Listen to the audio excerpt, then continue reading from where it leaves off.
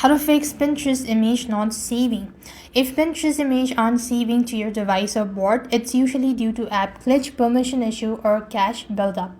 What you need is, first thing, you could go ahead and open up settings on your device. You also want to make sure to check your internet connection. Sometimes poor connectivity can always hamper, and you could just switch between your Wi-Fi and mobile data as well. Now that you've done this, what next you also want to do is go to app section, locate Pinterest from the list, go to permissions, and make sure that you've enabled camera, location and microphone, as well as contact and account. This is going to help you out as well. And while you're in the same section or the app info page, you go to storage and cache as well, and make sure to clear cache. That should also definitely help you out.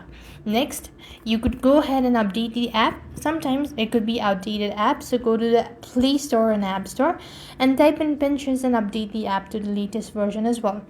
And next, it could also be due to the low storage as well, so you might want to make sure to check whether you have enough storage or not. So with that, we've completed our steps. Thank you for watching. See you in our next video.